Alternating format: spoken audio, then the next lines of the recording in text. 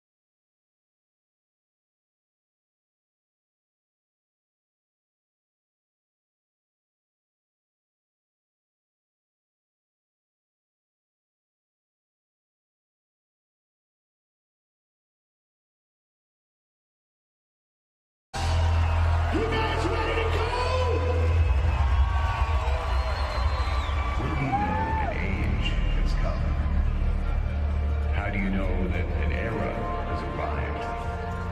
How do you prepare? Words like destiny and fate are used all too often and rarely live up to their billing.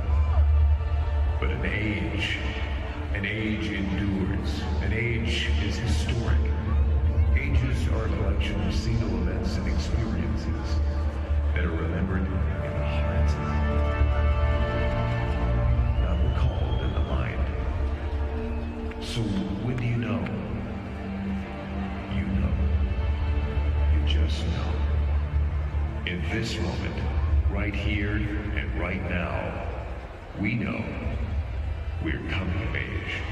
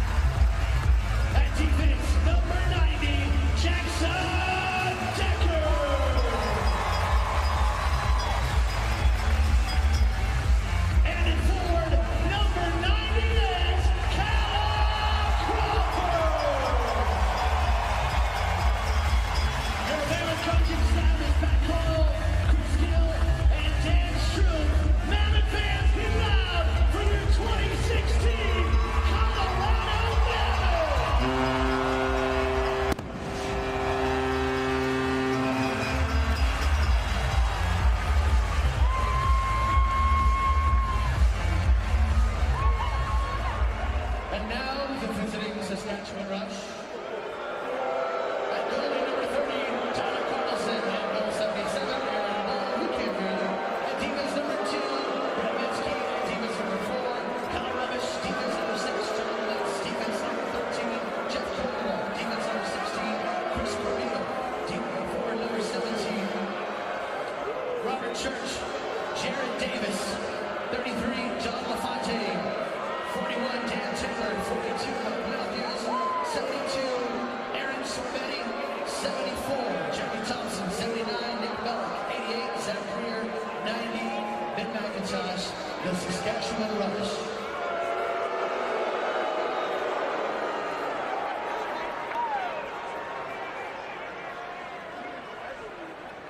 Presenting the colors tonight, please welcome the Lexington Cadets Honor Guard.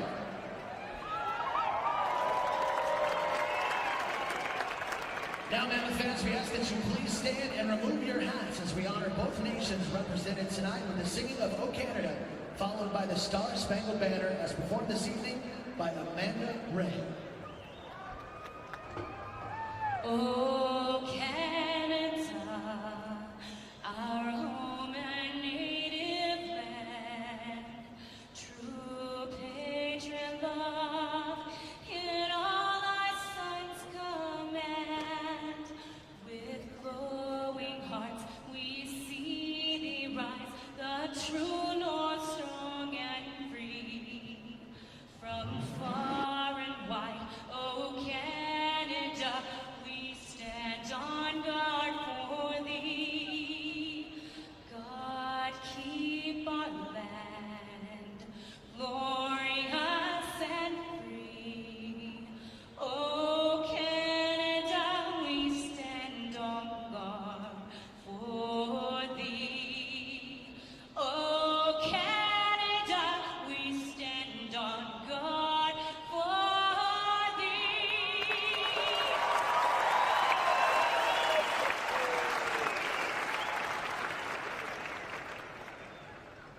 Oh, say, can you see by the dawn's early light what so proudly we hailed at the twilight's last gleaming, whose broad stripes and bright stars through the perilous fight o'er the ramparts we watched were so gallant. Tonight's Colorado Mammoth telecast on altitude is being brought to you by the all-new 2016 Toyota RAV4 and your hometown Toyota stores. An exciting new design makes RAV4 the right choice for any adventure. By RPM Motorsports. Visit us at rpmms.com today. And by Brothers Barbecue, family owned and Colorado grown since 1998.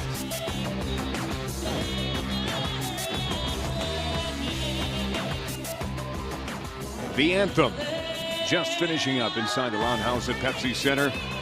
The land of the free, the home of the brave, and the location for the showdown between number 1 and number 2 in the Western Division in the National Lacrosse League. The Loud House, Pepsi Center, downtown Denver, Colorado, is, as it is named, it is loud to get tonight started, and we got a good one ahead of you and for you tonight. Let's take a look at our coaches. First, we look at the hometown Colorado Mammoth, the three-headed monster, Pat Coyle, Chris DeGill, and Dan Stroop. 3 coaches. 2 of those 3 are Hall of Famers, and of course, Derek Keenan, also the general manager of the Saskatchewan Rush on the other side. Of course, was with them when they were in Edmonton and moved to Saskatchewan. Dylan Ward returns as the starting goaltender for Colorado. He's missed the past 2 weeks, but he's back in between the pipes for the Colorado Mammoth tonight, and he brings a 6'5" frame, 195 pounds to the net for Colorado, and Alex Bouquet will be his backup tonight. On the other side, it is Aaron Bold, first in goals against average in the National Lacrosse League, 10.69, leads the league and wins with 9, and minutes played at 802 minutes 27 seconds. Aaron Bold will be the starter tonight for the Saskatchewan Rush. The Mammoth get ready, the Rush get ready. Andy Lindahl, Jamie Shuchuk, and yours truly get ready. Andy, this one is rather large to say the least tonight. It is. Both teams want to have that advantage coming down the stretch here. You just got to come out and play your game. Got to get out of town. You know, again, this is one of those cases where Mother Nature has got, it's like the Army's coming over the hills. So these guys want to play, get to DIA, and head on out so they can get this game in tomorrow. Both teams will share a charter flight tonight at midnight as they go to Saskatoon. There is the running back for the Denver Broncos, C.J. Anderson, of course, Super Bowl champion. And a rather large lacrosse fan brings the fans to their feet here at Pepsi Center as he will conduct the ceremonial face-off. The captains are out there. Chris Corbeil on one side, Dan Coates on the other. And the champ gets us started tonight. Pose for pictures, of course.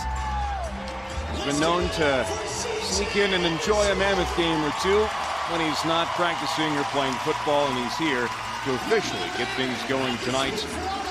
The big game in the National Lacrosse League for the weekend. He's hyped, the fans are hyped, so are we. As we mentioned before, Jamie Shuchuk on the bench, Andy Lindahl, Connor McGehee with you in the booth, wherever you may be watching around the world, across North America. We're glad that you joined us here tonight. Both teams get ready. Again, they will play tomorrow night at the Sasktel Center. Also a very, very loud building there in Saskatoon, Saskatchewan. Each team has played each other once on the home floor and one on the home floor. It was a 9-7 decision for Colorado last time they were in Denver. A season-low 7 goals that night for Saskatchewan. Colorado, the league's lone unbeaten team at home. They are 6-0. Saskatchewan, the best road team at 4-2. And the only Thompson who is not playing in Georgia right now, Jeremy Thompson, will conduct our first half face-off, which is brought to you by Ford. We are underway, number 1 versus number 2, and the Mammoth have the first possession of the night.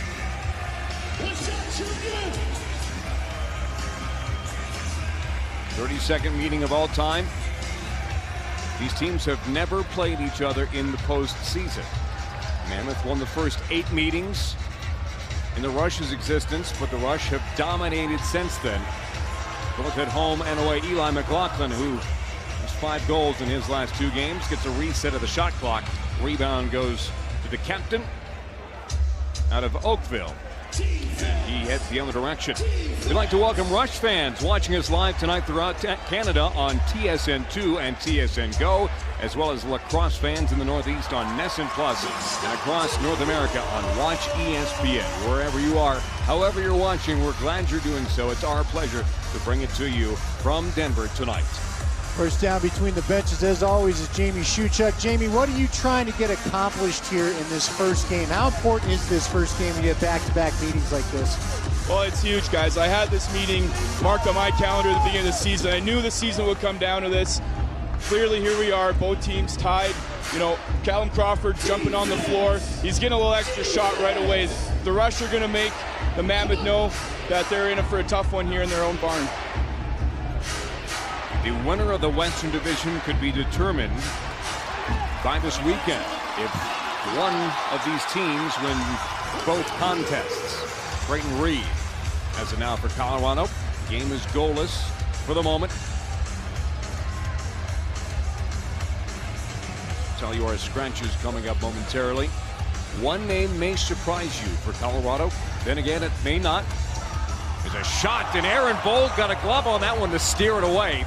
It was behind him momentarily, but it was the wayward glove hand of Aaron Bold that kept that shot from entering the net. Saskatchewan trying to get first decent possession as Mark Matthews, the familiar stride, the familiar figure. Lacrosse fans here know him from the University of Denver. Lacrosse fans in Saskatchewan know him from his exploits all season long. Tell you what, he put up quite the effort in a loss last week at New England. Shot clock expires. And the shot goes up into the netting. It's possession time for the Colorado Mammoth. Scratches are on your screen right now, Andy Lindahl, and no Adam Jones tonight. He is a healthy scratch, but should be good to go tomorrow in Saskatoon. Yeah, and that means Eli McLaughlin, who's done a great job. You see Curtis Knight and Riley Lowen in there for Saskatchewan. That means that Eli McLaughlin needs to play the same role that he did, having a nice offensive game and really kind of stepping up his presence the last couple of weeks. You mentioned Mark Matthews and his attachment to the University of Denver. Talked to Bill Tooney earlier in the week. They've been in for some interesting weather too. We had big snow in their game out of town last week, to the point where Coach Tierney said he'd never had guys playing that much snow. The sticks were getting cold. There's another shot. The guy's hands were freezing. He had to shorten his bench. He may be playing in the same conditions tomorrow. He, of course, coaching both Matthews and Noble playing here tonight on each squad. So many connections between these two teams and to the city of Denver, the University of Denver, including that man, Jeremy Noble, who has it right now. Now a volunteer coach for the Pioneers. The aforementioned Eli McLaughlin, 5 goals in 2 games. He had 15 all of last year. Move around, in, no goal. It's waved off by Todd LeBranch. I'm pretty sure that Eli McLaughlin was into the crease way ahead of time. That goal is waved off. Our score remains 0-0. Hey, that's too bad, because that was a pretty goal. Now I think it was pretty clear that was in the crease. Jamie, do you like the confidence we're seeing out of Eli? He had a good rookie year last year. I think it's just recently, though, we're starting to see that same sort of boldness from him around the crease like that. Yeah, absolutely. Coming into training camp at his rookie season last year, we knew this kid had the talent. You know, he's definitely understanding his role with this Mammoth team. You know, play on his side with a guy like John Grant Jr. and Adam Jones. You kind of have to figure out where your niche is going to be, and I think he's done an excellent job stepping up in their absence. For example, Junior missing the last 2 games, and Adam Jones tonight. Here's Callum Crawford. He seems to be the one steering the ship for Colorado as of late. The all-time swarm leader in goals and assists and points. Leads the league in assists with 50 and is second in points with 71. Going into tonight, talk about it every single week on the broadcast. The #1 sought-after free agent in the offseason chose Colorado. Colorado chose him. He finds himself on the verge of a couple milestones, of which we will reveal later on should he get to him, and the numbers indicate that he will tonight. In the meantime, it's Mike Woods, who is into the lineup tonight with no Adam Jones and no Mike Mallory for Colorado. Now Chris Wardle shares a hometown with the goaltender for Saskatchewan, Aaron Bold, which is Victoria, BC. On a 1-year deal as Wardle, 9 goals and 9 assists so far this season. Now here's Noach, also a British Columbia man out of Burnaby. Turns, gets it back up top now for Robert Church. A decent outing last week as well. Church tries to get the return pass back. It does not connect, but he gets his own rebound. Defended there by Cam Holding, and Holding forces the stick out of Church's hands and the ball out of that stick. Now Robert Hope, 7th overall pick in 2015.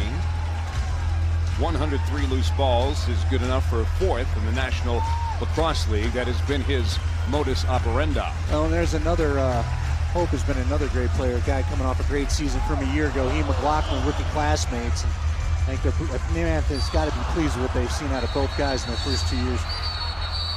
Crawford tried to get it before it went over the center line. It is an over and back violation, which also means it's time for a break. Just as soon as we get started, it's time to leave you momentarily. We'll be back. No score.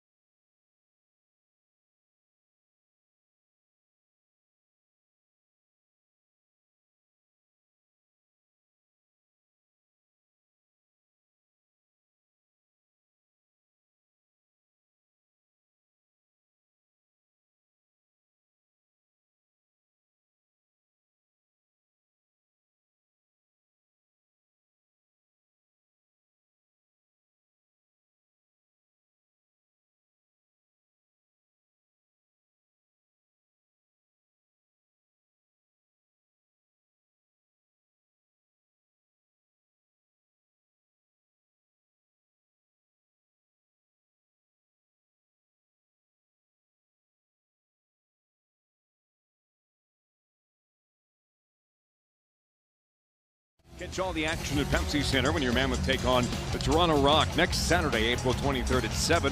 Visit coloradomammoth.com for details. We return to Healthland Field at Pepsi Center. Both teams suffered losses at the hands of Eastern Division teams last week, which is something you would not expect out of either Saskatchewan or Colorado. It was New England winning over Saskatchewan and Georgia. Not just winning, but beating up on Colorado last week down there south of Atlanta. 17-10 was that final.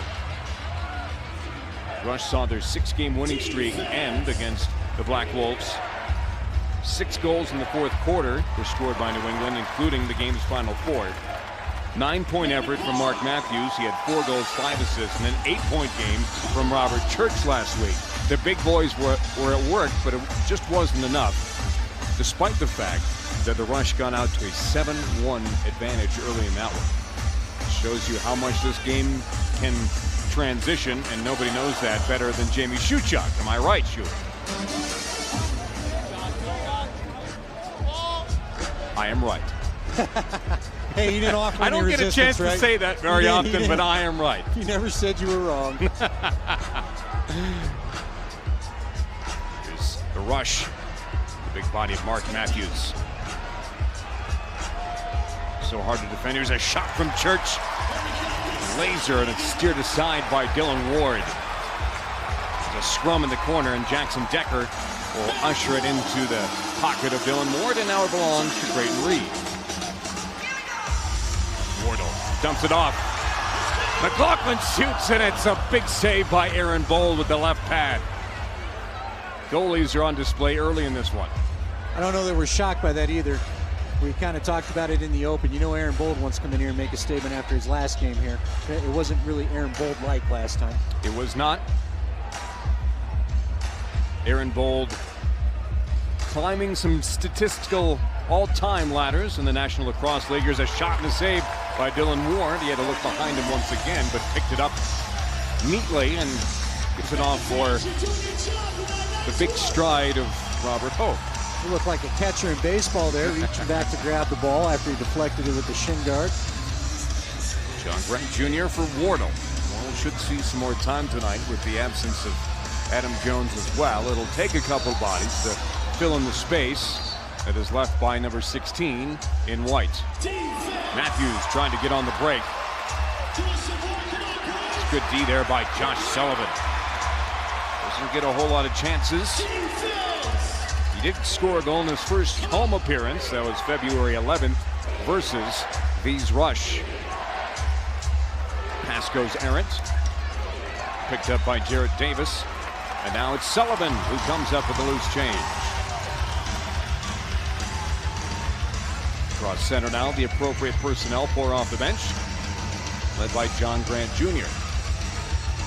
Mike Burke is out there with Eli McLaughlin. Burke was streaking to the net. McLaughlin saw him, but it was good vision and anticipation by John LaFontaine to cut off that pass. Too bad. I like the thought. Good cut there. Looked like he was going to be open too. Church on the near side. 6-point game in a win versus Colorado last season. That final score was 13-7. There's a break for Colorado. It's a 2-on-1. Ilya Gaich. He'll turn and shoot off the hop, and it's shut down by Aaron Bold, and Gaich is subsequently shut down by the Rush defense. Gaich, a player that was cut by Vancouver in preseason. He was signed the first day of camp by Colorado, his second stint with the Mammoth. He's got 11 points this year, 5 goals and 6 assists for the veteran. Always good to see him back. Ilya is such a fan favorite, such a good guy, does good things in the community. So I know the Mammoth were happy to get him back. Didn't take long for them to reunite him back here in Denver. Those who are watching locally, he was featured on Mammoth Magazine last week, the Mic'd Up segment. And you see how vocal he is, how much he means to the locker room. And the term intangible gets thrown around a lot, but sometimes things are tangible, including saves like that one from Dylan Ward. Sometimes you just need to get a tiny piece of it, and that seemed to be the case on that save by Dylan. I don't know what was more beautiful, because the play, it started with a beautiful dodge and a great pass. I thought it was just going to be a gorgeous lacrosse goal, and Dylan finds a way to get enough to make sure it doesn't go in. We get to be spoiled with the two best teams in the West here tonight. Seeing the creativity early on here. 4:13 to go in the first. And there's meant to be a ball to cross the goal line legally. Jamie, what's your feel of this start so far? Big shot there, save again by Ward. We've seen a lot of back and forth and some transition play, but the Mammoth have missed a couple opportunities last two transition times down. Should they settle more? Yeah, Andy, you know we're getting the energy here from the fans at Pepsi Center, but I can sense the energy here being on the benches. It's a little bit different. You know, teams aren't being too overly aggressive, but like I said, Callum Crawford, guys like that are going to get the extra shots. Mark Matthews making excellent plays. He's not just a great shooter, he's an excellent feeder too. So I love watching these teams play, and fans in Saskatchewan are going to be treated to a beauty tomorrow too. Another save by Ward. We just saw Bold punch that shot out. Did that show you he's in the zone too? You've seen it well, Jamie? Absolutely. He's one of the most laser-focused goaltenders in this league that I've ever seen. I saw him before the game doing his pregame warm-up, and he looked dialed in right from the start. Again, Connor, we're not shocked. I mean, you and I talked about it their first matchup. We think he's one of the best in the league and maybe doesn't get enough recognition for it. Without a doubt. Without a doubt. Here's Callum Crawford. Shot goes up the backside. McLaughlin picks it up, keeps it in, and keeps it alive for Colorado. 27 seconds to go on the shot clock. Woo. I don't know if Saskatchewan agrees that he kept those feet quite so light over that midline, but the ref didn't see it that way.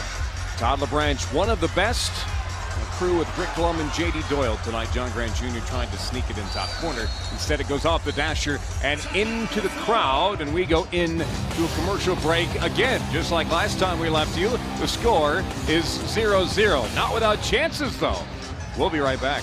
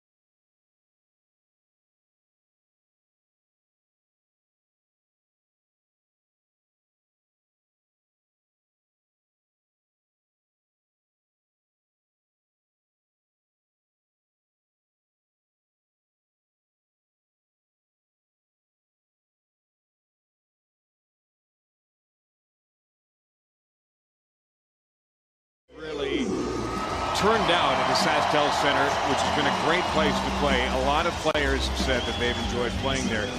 As we look at Callum Crawford, who leads the league in assists, it's no surprise, but sometimes the ability to set up plays is more important than the guys putting it in the goal. And I know that sounds strange, but there's some truth to it. No, I agree, Connor. And I think Callum Crawford has been amazing for this team this year. You and I, again, addressing it in the open. Jamie, I'd love to get your thoughts. We've seen this team for so long have so many great finishers. You had Langtree, you had Proud on your team. You had Gary Gate at one point. this team, I don't know that I've seen a guy, and maybe you can choose one from the rosters you played on, that is such an assist master that can still get his own shot like Callum. He's a unique talent. Yeah, I mean, he's excellent. He demands the ball when he's on the floor. He's an excellent shooter, and he's good at drawing doubles. And just like a good basketball player, you know, give the ball to LeBron James, he's going to get some attention, and he's going to dish it off. Here's some attention for Joey Caputo, trying to go 5-hole, and Bold shuts the door again on the initial shot and on the rebound from Cam Holding. He escapes and gives it back to Capito, who couldn't handle the pass. It's off the glass. But I'll tell you what, ladies and gentlemen, Aaron Bold is dialed in tonight. Well, let's watch Capito on the bench, too. Is a shot, and it's the first goal of the game, and it goes the way of the Saskatchewan Rush. It's Ben McIntosh, who had a goal a week ago, and the Coquitlam, BC native, the first overall pick in 2014, opens up the scoring here tonight. And this, you're going to see a laser here on this replay. Down low, that thing was moving. I mean, that was, I know when they're outside like that, you'd like to see a save, but there was some heat on that shot, and I'm not sure if Dylan even saw it cleanly. To go back to the thought, let's also keep an eye on Capito. When Cam gave him that pass, it went over his head, and then it looked like he tried to push off the foot and fell down, so let's hope his ankle is okay. I hope he didn't twist it in the turf there. Ben McIntosh, the goal scorer, not only the first overall pick in 2014. Of course, Rush fans watching will know that they can see why he was the Rookie of the Year in 2015. John Grant Jr. looks to get his team back even with the Mammoth, or with the Rush rather. He's playing for the Mammoth, and there's the man we were talking about before that demands the ball. Trying to do work in the corner, defended very well here by Ryan Dilks. Now a shot from outside is stopped by Aaron Bold, and now the ball rolls on the turf, and it's picked up by Cornwall. Fontaine has it now. 6-year pro, backs up into the zone and waits for his offense to enter the zone. That pass goes errant and right to Jackson Decker. Decker versus Rubish. Decker trying to sneak in between two defenders. There's a penalty coming to Saskatchewan. Decker still has it with the power play upcoming, but so is the quarter break. Mammoth have 13 on the shot clock, 20 on the regular clock. Crawford spins and turns. Jeremy Noble takes a peek at the shot clock, gets it back for Crawford. Far side pass for Wardle, misses everything. John Grant Jr. one-hand shot. That may have hit the iron and possibly part of Aaron Bold. 5 seconds to go. Bold. Crawford. And time has expired. They were focused on the play at hand, did not see the actual clock. And the first quarter ends with Saskatchewan up 1-0 over Colorado. Power play for the Mammoth, though, and the second quarter begins next.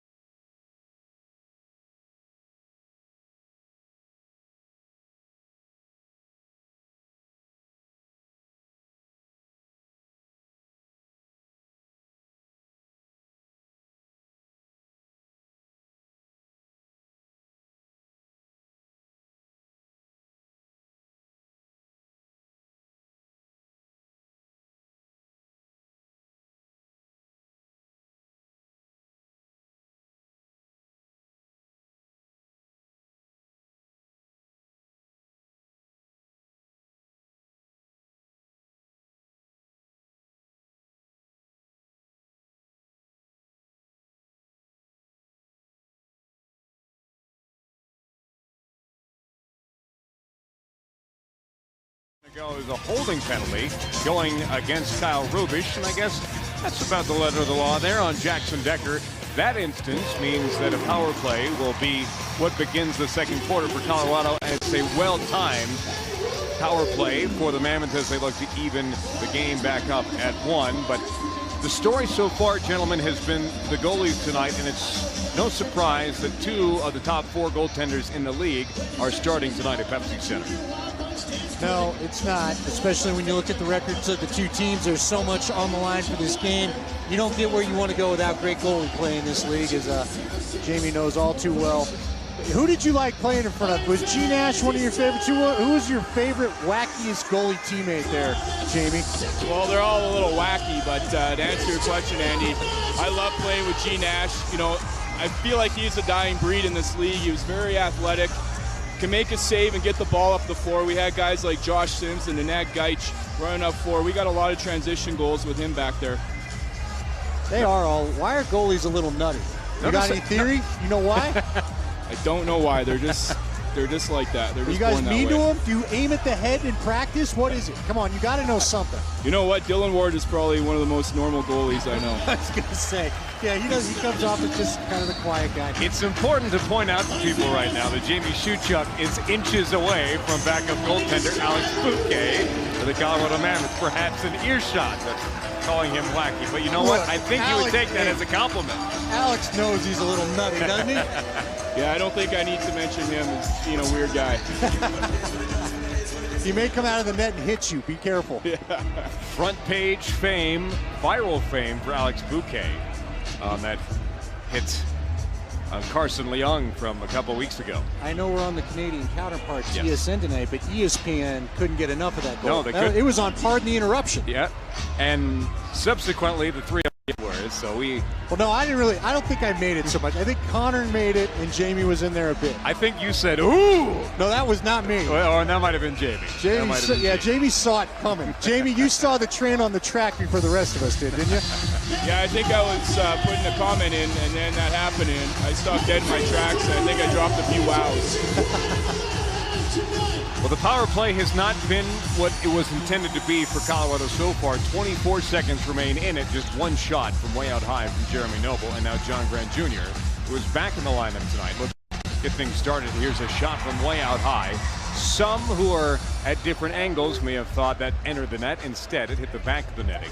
And the Rush have it now, and they will kill off the first shorthanded instance tonight. Zach Greer. Jamie, I'm sorry, Andy. Jamie, you've been with us most of the year. This is, as Connor said, this has been a power play unit that has not produced the kind of goals you would have hoped. What do you think they need to do to kind of stir some things up, get things kind of fired up and going for them? You know, I think anytime you're struggling, you know, whether it's 5-on-5, man up, whatever it may be, I think you just need to get back to basics, get the ball moving, put the ball in your shooter's stick. Remember, Adam Jones is in here, and he's an excellent shooter from the outside, but it doesn't mean the rest of the 5 guys can't contribute. I think just get back to basics, swing the ball, move it, get some cutters, and I think they'll be all right. Rush are on it right now. And Mark Matthews looks to get on the score sheet for the first time tonight. That shot goes high and wide. The rebound is on the floor in the far corner. Greer picks it up, knocked away from him by Dan Coates, the captain, and now he runs with it the other direction. Robert Hope is there as well.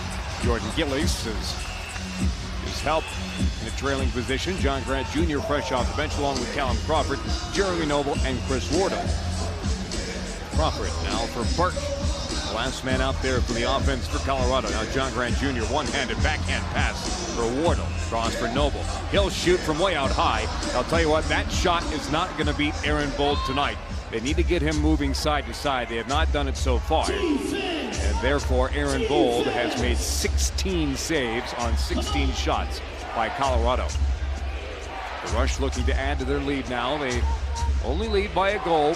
11 minutes, 26 seconds remaining in our first half. Took 13 minutes and 30 seconds of the first quarter for the Rush to score, for us to get any sort of offense in this game. Again, the story has been the goaltenders, and one of those has the ball now and gets it off to teammate Jackson Decker, who then gets it off to Callum Crawford. Crawford on the near side. Noble is up top. Coaches talk about ball movement all the time, forcing goaltenders to move left to right. Colorado needs to do this on that possession. Cornwall is in the far corner against the wall, and now Wardle comes up with a loose ball, and it's a good effort from him as he was triple teamed, but he's got the shot clock to fight as well. He loses that battle, and the Rush get the ball back. Good effort, though, by Wardle there in the corner. Rush now. Here's Greer.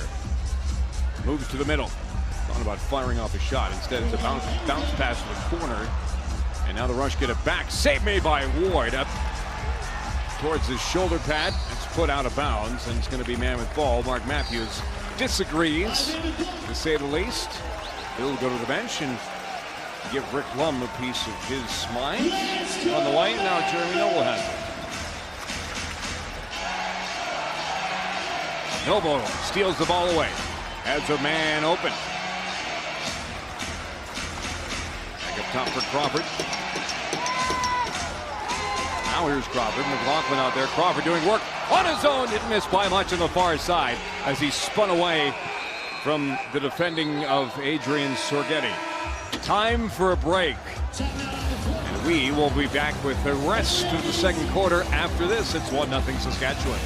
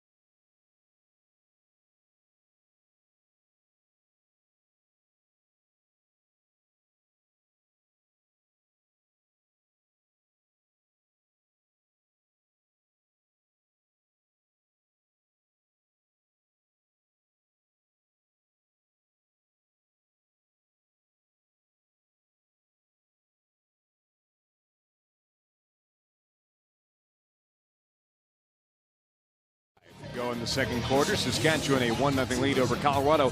But we got started tonight with C.J. Anderson, Super Bowl champion, running back of the Denver Broncos, who just happens to be a pretty large lacrosse fan, and he joins us now. C.J., this is not your first lacrosse game, is it? We see you sneak in once in a while. First of all, what do you like about the game so much? It just reminds me of everything. I'm a big sports fan, so when it comes to lacrosse, it has a little soccer in it, little hockey in it, little football, little basketball. So, you know, you get to see all of it at once, and I come enjoy it. And plus, my agent and his son, Peter and Gavin Schaefer, they both play, and I enjoy watching them too. Yeah, Peter Schaefer, someone we know very well here in the Mile High City, but you know, and the fans love you. You were here at a game earlier this year, obviously, and you didn't really get to enjoy it because there's an autograph line that was a mile long, but you're a good soldier, and you took pictures, and you did what you had to do. But, you know, it's the price of being the running back for the Denver Broncos in this city. Yeah, I understand. I understand when I'm out in the public what comes with it. I mean, you know, I do come and enjoy and watch the sports. You know, I don't come for the publicity. I come because I love to enjoy and watch the sports. And, you know, it's just exciting, and, you know, it's good to see the Mammoth doing well this year, and I'm glad I'm here to see it. CJ, you guys lost a monumental figure. You sent out a little tweet to him. Peyton Manning, of course, leaving the Mammoth have their own version of Peyton Manning and John Grant Jr. The Mammoth are going to have to sooner or later get used to not having him there. What are you getting ready for without Big 18 in the locker room next week? It's funny, man. I texted him earlier this morning and said, you know what? It's weird going to be without him. I'm going to walk into work on Monday and you're not going to be there, man. I said, I love you and I miss you. And he told me, thanks, pal. He said, just keep working. But I mean, it's just going to be new. You know, we're going to walk in and our leader's not there. 18's not there. And, you know, my bad. But nah, you know, 18's not gonna be there, and I mean, it's just gonna feel weird. But at the end of the day, we gotta go to go get 51, and we're gonna do everything we can to go get 51. Super Bowl 50 champions, of course, beating the Carolina Panthers out there at Levi Stadium. But you talk about the appreciation for this game, the things that they're able to do, the pure skill, the creativity, it interests anybody, especially somebody who knows how important sort of that work is and what sort of work goes into everything, right? You have to put in the work to get it out, talent or no talent. Yeah, I mean, hard work, that's what I pride myself on. I pride myself on hard work, and I can just imagine, you know, what them fellas down there, what they go through on both sides of the ball, and you can really see it. You know, the appreciation with them being smart, you know, with formations and plays with pick and rolls and things of that nature. You can see all the work they put in, and then they got to keep their body healthy too. I mean, it's a year-round thing. They don't just play it once a year. They play it everywhere. Some of these cats even play outdoor. Have you ever thought about jumping on with Peter on one of his teams when you're done? When you're done now? Nah, man. I leave that to Pete, man. He said the same thing about hockey. I'll just leave that to them. I'll stick in the bowling alley when I'm finished. Yeah, tell everybody, for those who don't know, you're a heck of a bowler. You got a number of brothers that like to go bowling with you. You guys get a little competitive, don't you? Yeah, we got competitive. Before I left to go back to California, I took 6 in a bowling tournament up here. And there's a big bowling tournament next week at Arapahoe Bowl that I'll be attending. So just trying to better my game every day and put myself with the top bowlers in Colorado, because there's some good ones out here. There's bowlers and then there's ballers. Zach Greer, who, as we mentioned, had a week last week against New England, gets the second goal for Saskatchewan. It's a close one, but it should count. And Mark Matthews finds himself in the score sheet as well with the assist. Zach Greer traded to the Rush from Minnesota for a first-round pick in the 2013 draft, and he is going to stay, of course, the Champions Cup champion last year. From that champion to this champion, has your life changed now that you've won the Super Bowl? Tremendously. You know, everybody refer to you as champ and, you know, Super Bowl champion. It's just a blessing, you know. But our Super Bowl, you know, the good thing about us, you know, I was working out with Mark Sanchez, Benny Flower this morning. And Mark Sanchez took a bunch of my teammates to California. I couldn't make it. But the only thing I really love about us coming into this season is we're completely different. You know, we're focused on 51. We're focused on, you know, defending that title. So we're completely different, and we're just happy. And, you know, we're happy that we won the Super Bowl. But now it's a new season. And Monday, you know, it's a clean slate for everybody, and we're trying to go get another one. The Rush are doing the exact same thing, trying to defend their title. They're doing a good job tonight. 2 goals in 11 seconds. This one by Ben McIntosh, his second of the night. The assists go to Jeff Cornwall and Brett Mitski. And all of a sudden, after there being no score and then a 1-goal difference, the difference is now up to 3. Saskatchewan on top of Colorado. We mentioned the Rush have the best road record in the National Lacrosse League at 4-2. The Mammoth yet to lose at home. Things looking grim in the second quarter, but Callum Crawford and company look to change that here. CJ wanted a shot. He got it out of Junior. But again, Aaron Bold is as dialed in as we've seen him in quite some time. I just had a feeling he would come with this kind of effort tonight. So CJ, now you guys get to celebrate and get back to work. Has the offseason seems shorter again, this team, the team in Green Saskatchewan, having to deal with that same thing? How much shorter has it seemed like the offseason's been? It blew by quick, I can tell you that. I mean, it's been short, but, you know, we have a brand new team. You know, we lost some pieces, we added some pieces, so, you know, Monday is all about letting the new people know that, hey, man, this is what we're trying to do. We're trying to win championships, and, you know, it's going to be a grind, and it's going to be the work, and, you know, we've been grinding since last April. And we're approaching this April with the same mindset. Just continue to keep grinding, hopefully all the way to February. I saw your buddy Mark well, hopefully he's going to be your buddy, Mark Sanchez. He looks like he's a fan of the game, too, from some of the pictures floating around the lacrosse stick in his hand last weekend. You going to talk any ball with him? Huh? You guys see who knows more? I worked out with him this morning. I didn't know he was a big lacrosse fan, so now he might talk to me after me being here. But I didn't know he was a big lacrosse fan. But, you know, we worked out this morning, and I just like the drive that he has right now. You know, he's trying to be our starting quarterback, and he's trying to, you know, take a leadership role. And, you know, he's asking for help. He's not asking to, you know, he's not coming in, taking over and making demands. He's just taking care of business, and we enjoy it. Mark Matthews is taking care of business. All of a sudden, he has 2 points, an assist, and now a goal. And the former University of Denver Pioneer has his current team, the Rush, on top 4-0. You see that again, just generating so much speed with a small windup there. And keeping an eye on Alex Bouquet. Nothing coming yet. I would put that. I mean, he gets that much space to shoot. You don't want to make it look like that's Ward's fault.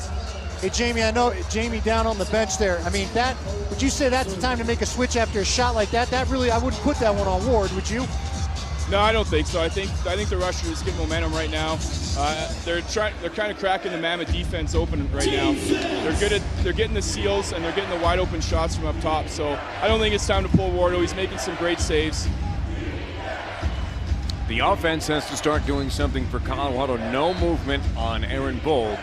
And he has been perfect tonight. He's faced 20 shots and he has made 20 saves. We mentioned he's the first in the league in goals against average at 10.69.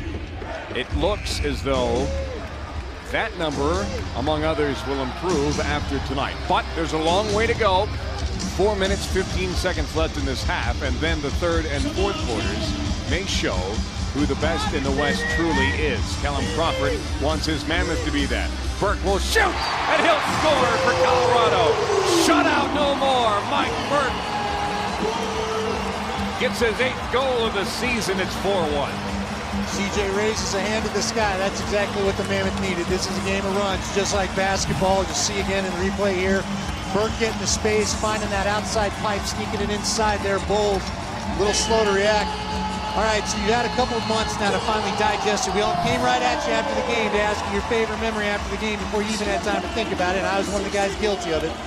Now you've had a couple months to replay the game. What's the first memory that always pops into your mind when we bring up Super Bowl 50? My mom, the family, all the families, seeing everybody grab their family and hugging them, because it's more than just, you know, the Super Bowl 50. It was really all the work that all 53 guys put in since they was 8, 9 years old, getting to the point, and that parent or guardian or whoever was there with them, watching that grind and all that come true. So that was the big one. That was the huge one. Me picking up my mom, spinning it around. I think I was on Channel 9 News doing that, and that was the huge one. We'd like to thank C.J. Anderson for being with us. C.J., thank you so much. Thanks for having me. Good luck. Maybe it'll be repeat champions. More from Pepsi Center.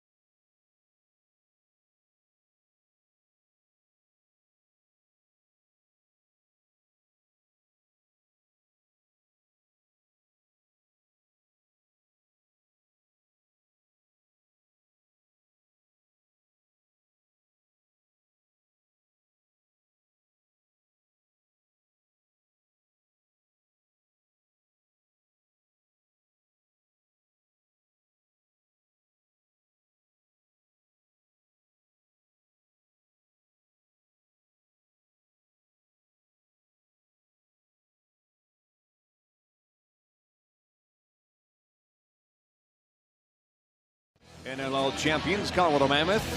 The defending champions ahead 4-1. Soccer fans, the MLS season continues. And U.S. national team member Jermaine Jones will make his Rapids debut as they go up against New York Red Bulls tomorrow. Pre-game show, Rapids kickoff. Gets things started at 6:30 p.m. Kickoff at 7 p.m. All live from Dick's Sporting Goods Park here on Altitude. Altitude, your HD home of your Colorado Rapids. Join Richard Fleming, Marcelo Balboa, and I tomorrow on Altitude, starting with Rapids kickoff at 6:30. The power play for the Rush will start right now as Dan Coates is in the box. Checking from behind is the infraction, and so the defending champs will go on the power play to try and extend their lead back to 4. Here's Greer playing catch up top. Mark Matthews gets involved as well. Robert Church is the one making the decisions. Church gets it back now for Matthews. Thought about firing, but instead gives it off to Ben McIntosh, who fires. The door is shut by Dylan Ward, and the ball seems to be stuck in a little bit of equipment. No, they just couldn't find it. It was laying out near the side of the goal. Cam Holding thought it was in the knee pad.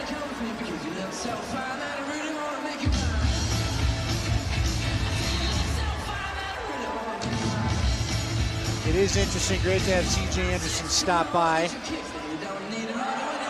Oh, that was a beautiful play. Nice feed from Junior down to Crawford, and Bold again just on it, getting the shoulder out there, stopping it. I thought Crawford might dunk it in over him, catch that top corner of the net.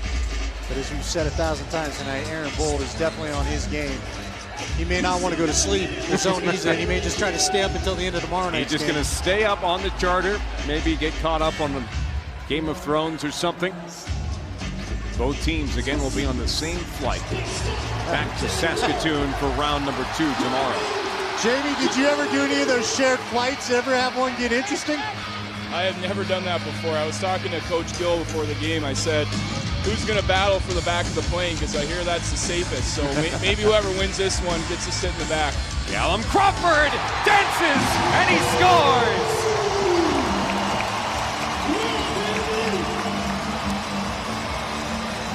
Marvelous stuff from number 98. Does he still have those Steph Curry shoes on? Because he hung in the air plenty to make sure he got it in. Of course, for those that don't know, he was wearing some Steph Curry shoes for lacrosse out cancer night last time.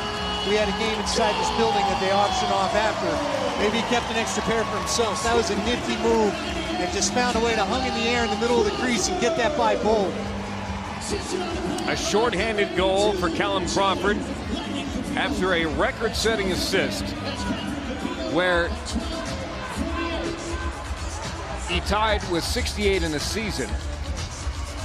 He is just 1 point away from a career high in points.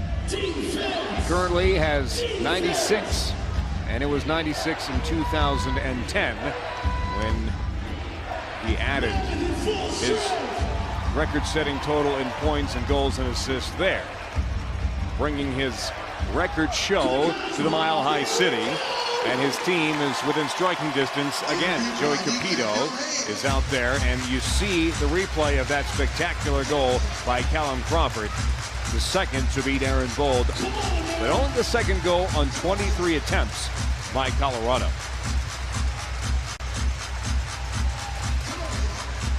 Nice little burst by Wardle. Unfortunately lost the ball on the stick check.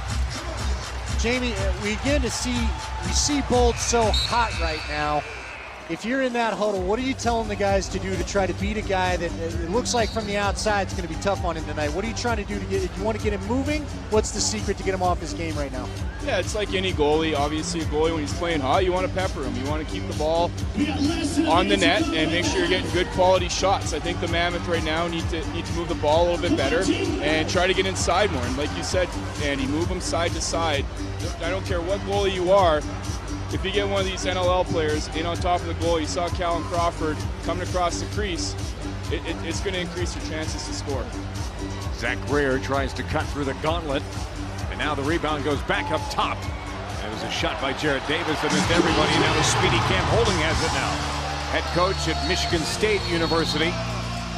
We have a whistle, and we'll get a stoppage in play. I think it's a timeout for Colorado. That's one of those where I think where they saw there was no fast break. You're right. Speedy Cam Holding, but he was late in the shift. He had a big burst to try to get over the line and make sure he caught that ball, and it kind of slowed him down. And not a shock to find out this is a record for Callum Crawford in the assist category. I mean, we've all just been kind of shaking our head. It's what we do every time. You and I just shake our head. Well, really, that's what people prefer. It's our best analysis when we're just shaking our head, not talking. That's why we had to bring Shuchuk in. Well, plus, you know, it's good to have the Canadian perspective to balance us out. Absolutely. The Canadian perspective, is that what it is? I'll tell you Doesn't what. hurt to have closer eyes and playing experience either. That's right. That's okay. But I'll tell you what, as we broadcast across Canada tonight, it's a pleasure for us, and everyone who watches up there, of course, has been more than generous. We've interacted with many Rush fans, and they have been spectacular. I can only imagine what it's like at Saskatchewan Center and will be like tomorrow night.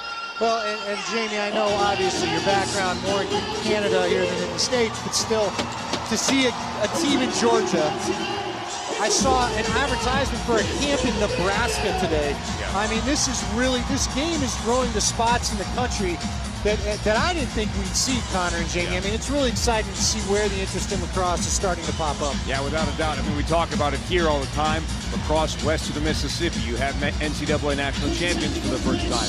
The Denver Outlaws when the Sunbelt Cup 2 seasons ago. And now you're starting to see that not just go in certain little spots, but it's starting to cover all 50 states. And in every single corner you go to, lacrosse is there. And Pac-12 possibly in college. The Pac-12 conference, which is a major college conference here, you get them in on the act, Yep. and the growth is, you can only imagine where it will go. University of Colorado has added women's lacrosse to its lineup as well. And they have been playing now in their second season as the shot clock will expire. And so does our time at the half. Well, you wanted entertainment? We got it for you here from the Loud House. At the break, it's Saskatchewan 4, Colorado 2. Mammoth halftime report is next.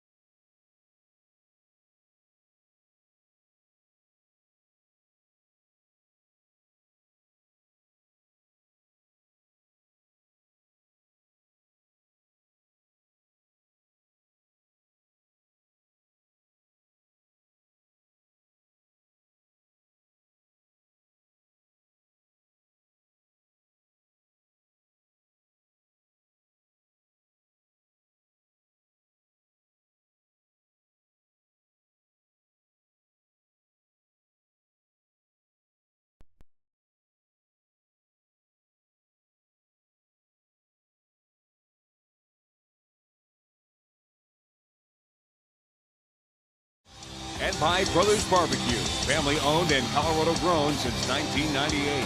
And by Art Thrift Stores. For selection, more savings, Art Thrift Stores. Welcome, Rush fans watching us live tonight throughout Canada on TSN2 and TSN Go, as well as lacrosse fans in the Northeast on NESN Plus, and across North America on Watch ESPN, as well as locally on Altitude Television. However you're doing it, wherever you're doing it, we're glad that you are joining us for the competition to be best in the West. So far, it's the number one team who has the advantage through a half hour of play. That is the defending champion Saskatchewan Rush. And now the second half face-off being brought to you, as always, by Ford, and it's won by Jeremy Thompson. Now Kyle Rubish, one of the assistant captains, has it now, and the Rush look to add to their lead earlier on now than they did in the first half. Working down low is Jared Davis. Behind the net, Mark Matthews in a familiar spot on the far side. That pass for Ben McIntosh went wayward, and now the rebound is picked up by Jared Davis. He'll get it on target. Dylan Ward will make the save easily and get it off for Creighton Reed as he crosses the center line.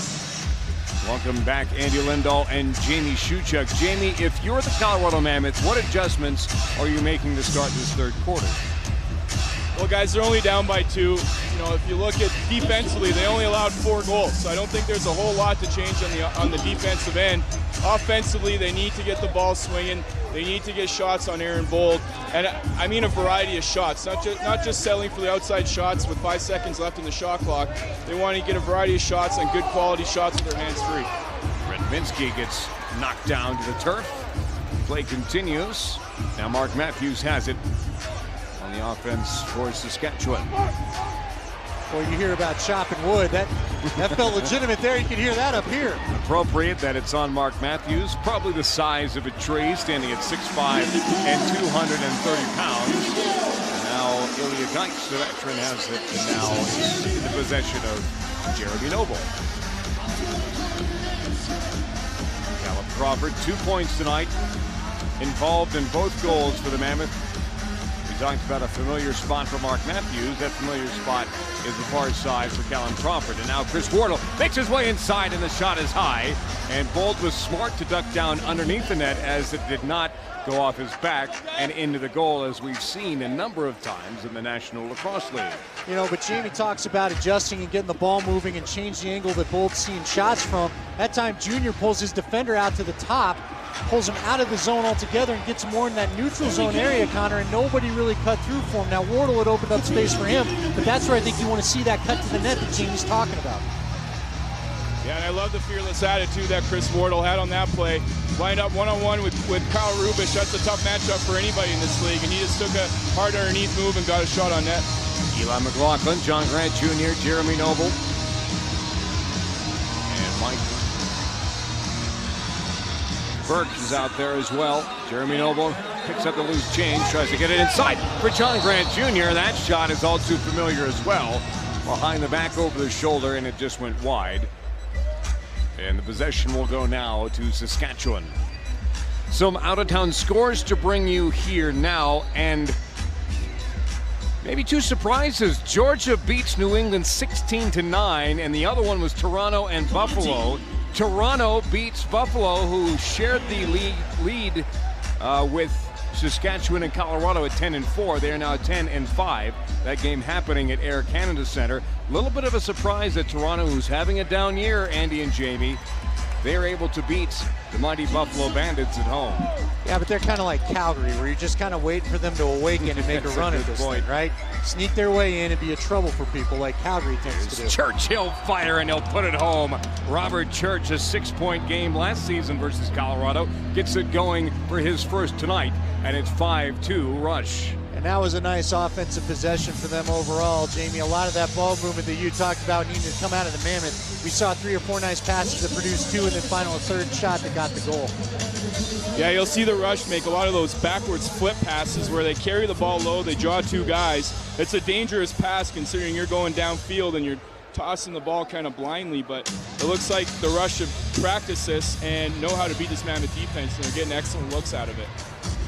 where the goal is Church. Then the assist goes to Jared Davis, his first point of the night. And Dan Taylor also gets an assist, the rookie.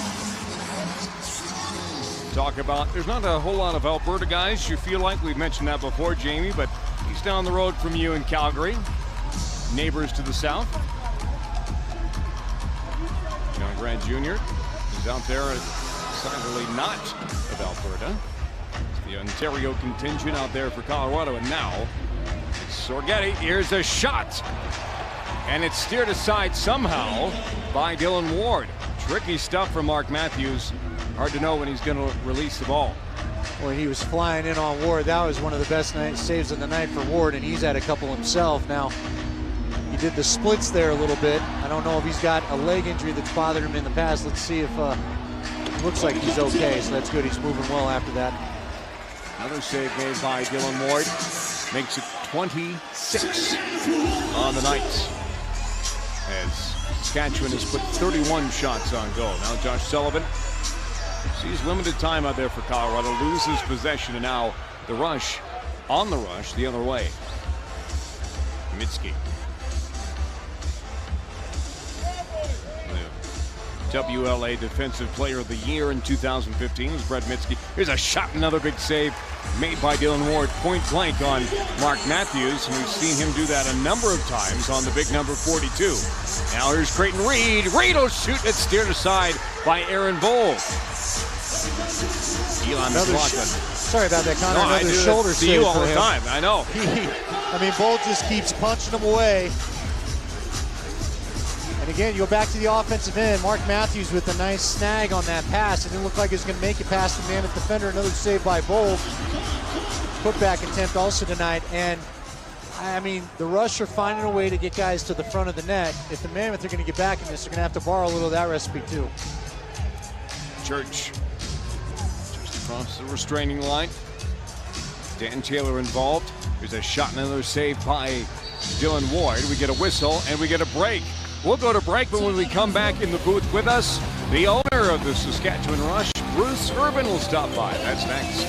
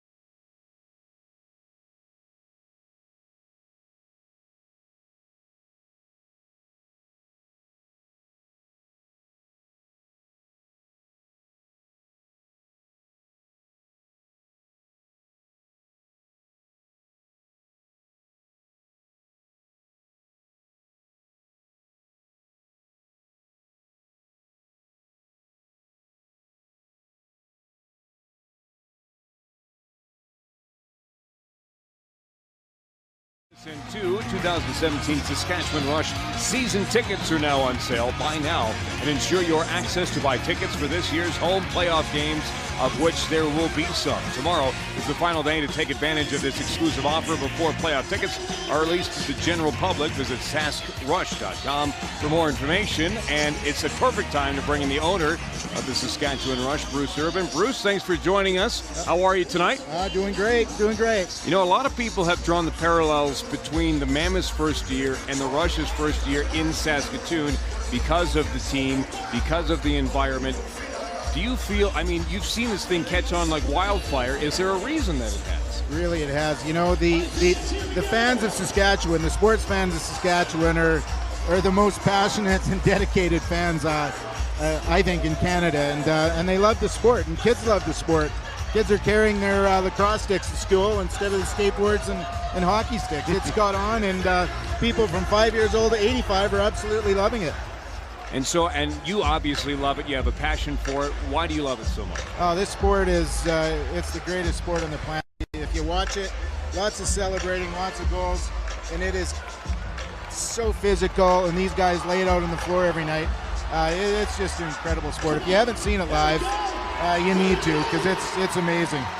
I got to imagine this must have been a no-brainer for you. It's not often when you bring a new team to town, you got to create a culture of that. You guys got to bring champions to town. That had to be exciting. It sure is helpful when you're winning, and I think it's the one marketing tool that you can never predict is winning, and winning brings fans and brings excitement. So Saskatchewan is excited, Saskatoon is excited. Our season tickets are going crazy.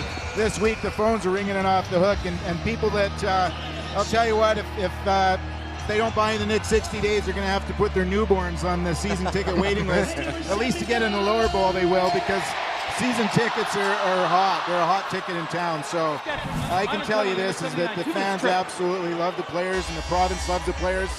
But I'll tell you what, Saskatchewan, your team loves you, and your player loves you guys. We mentioned earlier we've had some great interactions via social media and otherwise with fans there. They love the sport, they love watching it, and they love the fact that the Rush have come to Saskatoon. Bruce, good job with the team, and good luck. Thanks for joining us, and all the best in the future. Thank you, fellas. That's owner of the Saskatchewan Rush, Bruce Urban, who has made the trip here as the teams will travel together back on the same plane tonight to the aforementioned Saskatoon, as they will face off at SaskTel Center tomorrow night. They're in the heartland of Canada. The Rush are shorthanded currently as Nick Millick is in the box for a trip, as you may have seen on a replay moments ago. Now Josh Sullivan comes away with it across center, and the power play is on with 1:05 left to go. And I'll tell you what, Jamie Shuchuk, this is a big power play. I don't want to say that the Mammoth have to score, but it's getting pretty close. Yeah, absolutely. It's time for them to start moving the ball. They're getting a little wheel going here. Should open up some hands and should be able to get some free shots. Just like that, just what the Shuchuk doctor ordered. Callum Crawford adds his third point of the night, the second goal, and the power play goal has the Mammoth within 2 of Saskatchewan. Gentlemen, you cannot stand still and think you're going to defend Callum Crawford. He gets a couple guys flat-footed, throws a big of a fake there, and then just a beautiful shot with knives and found that outside part of the net. I'm not quite sure how that snuck in. You talk about big frames like Mark Matthews, Callum Crawford, how they're able to be so agile. Those are the things that make us love this game so much, is how a guy like that can be so sneaky and get through that kind of defense. Because talked to Derek Keenan a couple days ago, he prides himself on the attack ability of this defense and how they shut everything down. Many of those players are in top 2 and 3 lists when it comes to cause turnovers. But for a guy like Callum Crawford to slither through that defense is something to behold, and it comes at a very important time for Colorado. Eli McLaughlin and John Grant Jr. get assists on the power play goal. 8 minutes, 11 seconds of the third quarter, and now the Mammoth have an opportunity to try and do it again. A little miscue in the back, and now the ball comes to Robert Hope and Cam Holding, as Creighton Reed had a miscommunication with his goaltender Dylan Ward. Speaking of being agile, Callum Crawford back on his toes again in the corner, calms everything down for the moment, and 10 seconds remain on the shot clock. You hear in sports, they talk about quick twitch action. That defines Callum Crawford. John Grant Jr. tried to go 5-hole in there, and Bolden shuts the door, but I'll tell you what, that's exactly how you describe number 98 in play.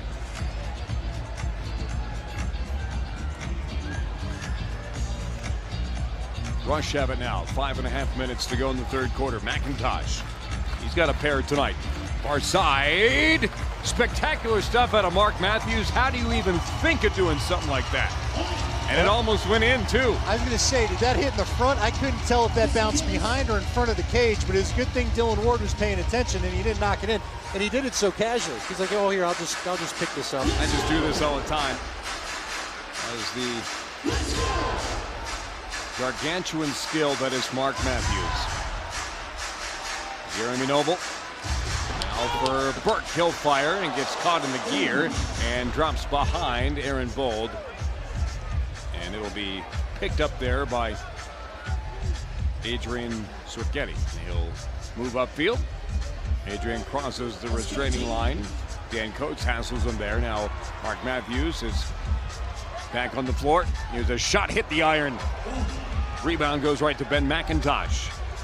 Now in the corner for Jared Davis, who puts his arm in the air as to wave to slow things down. Matthews. So smooth. Davis gets it back. A backhanded pass for McIntosh. Ducks a defender, and the shot goes high into the netting. And we will get a break. A 2-goal difference is all that lays in between Saskatchewan and Colorado. Callum Crawford doing magical things at Pepsi Center.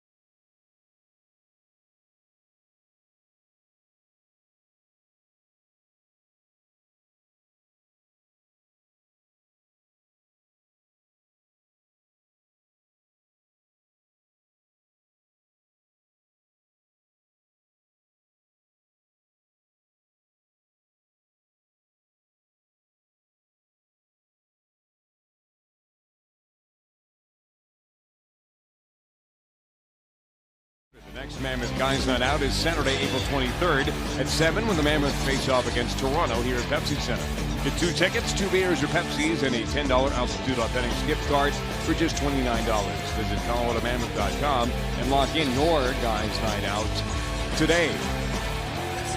Callum Crawford set a record earlier, and now he has set a new personal record, a Mammoth franchise record with 68 assists, and now 97 points is a career high for Callum, and we're not surprised by anything at this point. No, he's been phenomenal. We've lauded the pickup by Steve Govett all year long. He just keeps showing up in big moments. And Jamie was talking about during that last stretch of play that it's time for the Mammoth to get something going.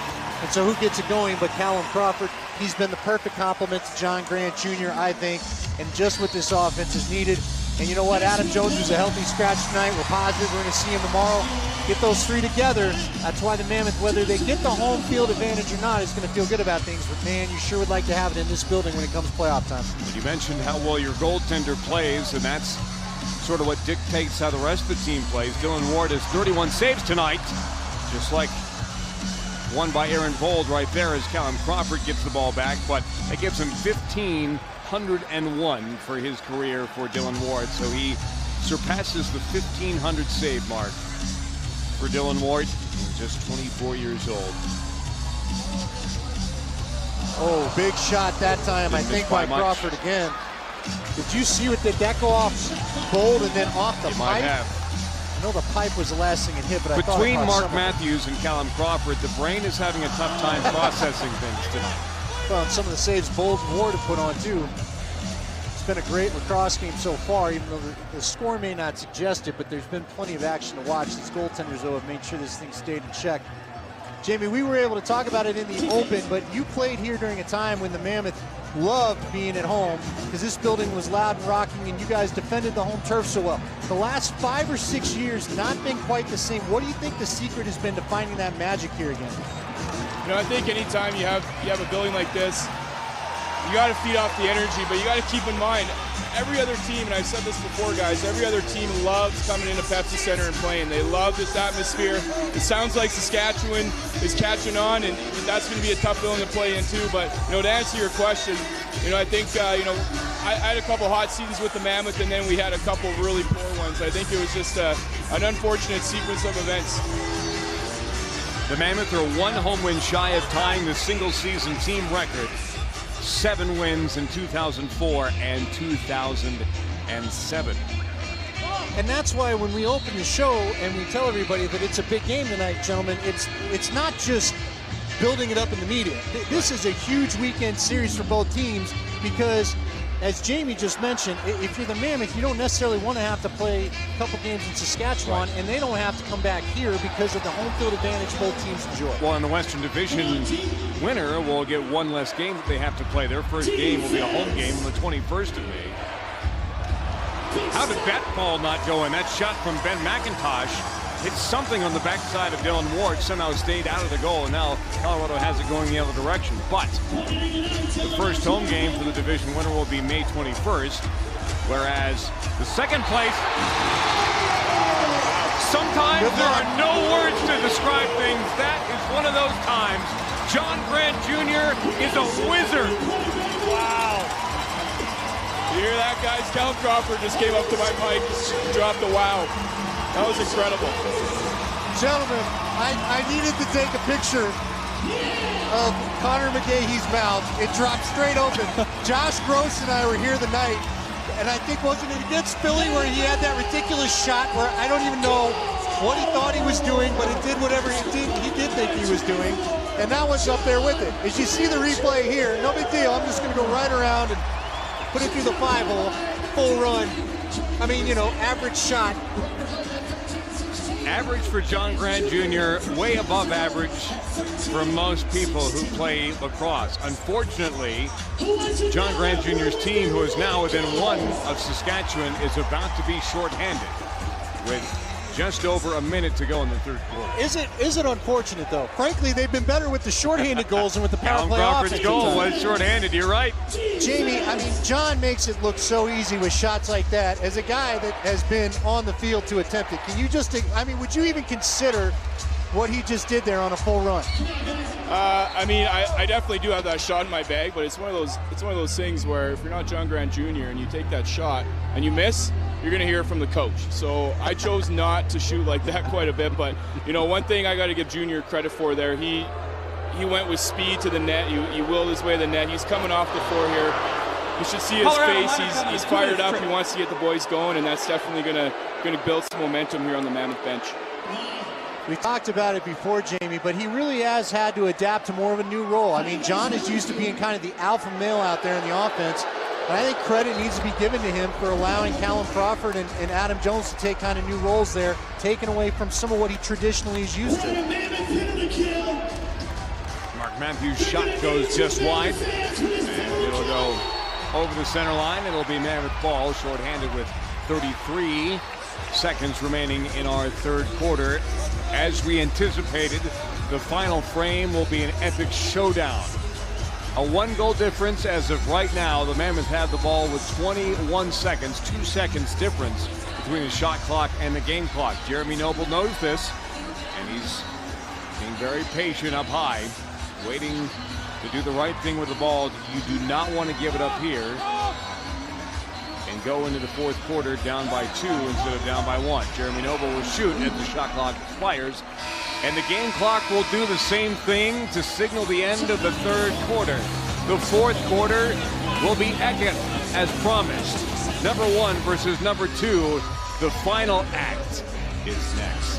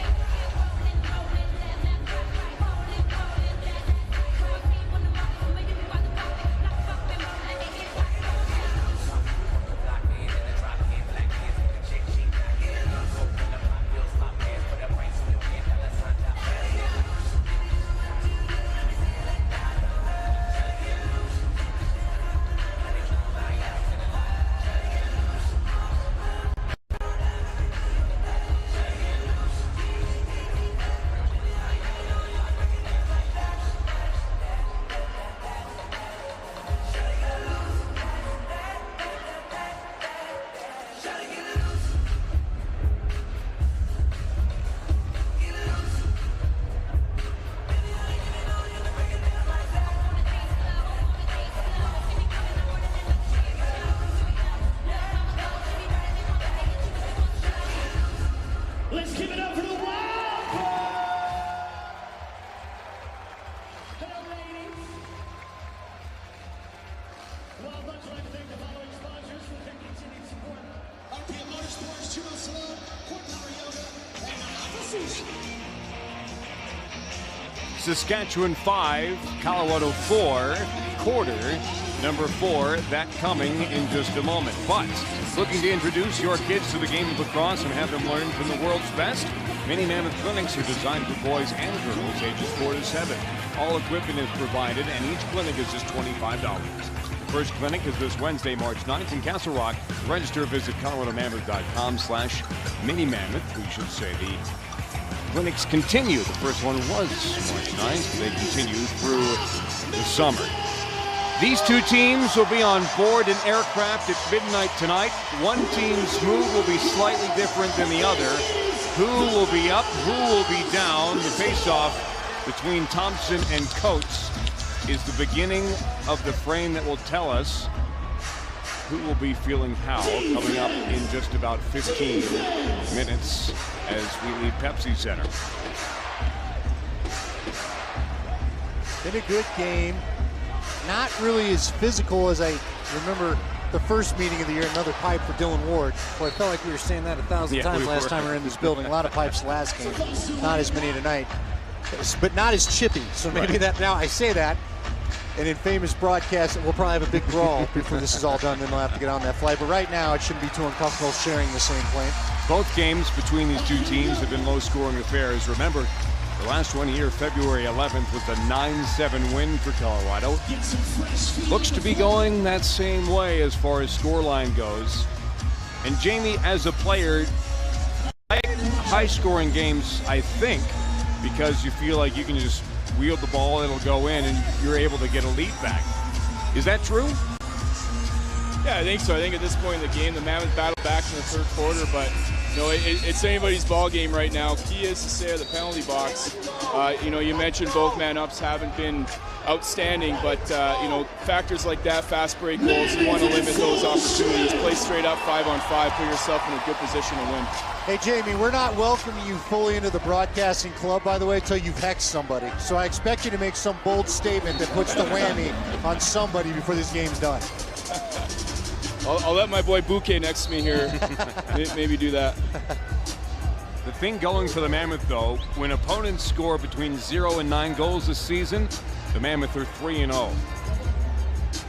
See, something like that is what you've got to say there, Jamie, to have it just go completely the other way. I'll tell you what, as soon as we say that, you, Robert Church, gets his second goal of the game. Drexel start, and it's back to a 2-goal lead for the Rush. Again, the Rush, they'll continue to move the ball and find that man in front of the net. They just keep finding a way to get a guy just open enough in front of the net to get a shot off, and Dylan Ward continues to face shots from point blank. Robert Church, 24 years old, also from BC, no shock to anybody. His favorite musical artist is Eric Church. I wonder why that is. Chris Corbeil now the captain. Pass on the far side, and the Rush are on the rush. Kyle Rubish adds to the total at 7-4. Not how Colorado wanted to start the fourth quarter. Yeah, Jamie pointed out, you fought so hard to get back in the game, and this looks exactly like it did that 11-second span when Saskatchewan in the same end was able to put 2 goals in the net in a quick order. And that one was quicker. It was quicker by 2 seconds, 2 goals in 9 seconds. Of course, as Jamie alluded to, it was 2 goals in 11 seconds in the first half. And those are the kind of sequences that a team wants to avoid. But it can go just as fast the other direction. Capito's shot is knocked away by Brett Vitsky.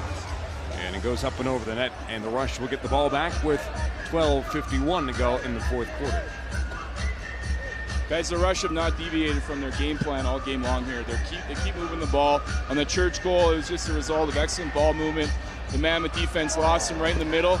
And again, you got 2 defensemen off a face-off pushing the ball hard, and you're going to get good looks. So relentless play by the Rush. We'll see if the Mammoth can answer. Relentless is a good word, Jamie Shuchuk. When I talked to Derek Keenan on the phone a couple days ago, he said that his team wants to be relentless in all categories of the game, defensively and offensively. And that's exactly what they're being right now. Jarrett Davis, a fantastic look from Mark Matthews, and it's a 3-goal streak for Saskatchewan. Their lead is up to 4. It's 8-4. Well, that's just a pretty lacrosse play. Jamie Shuchuk has been preaching ball movement all night. Here's a perfect example right there. One pass. Now cross crease, it's a dangerous pass. There could have been sticks in the way to knock it down, but boy, when you finish like that, that was just that was nice to watch. We saw the assist by Mark Matthews. Ben McIntosh gets the second apple, and that's 3 goals in 1 minute and 1 second for the defending champions. But Jamie comes off ball movement. Again, you've been preaching this. The Mammoth have got to start sharing in that. Yeah, you watch any lacrosse game, outdoor or indoor, when you move the ball, you watch the defense, they kind of stop. You kind of get mesmerized by watching the ball. You don't know where to go. You got people moving.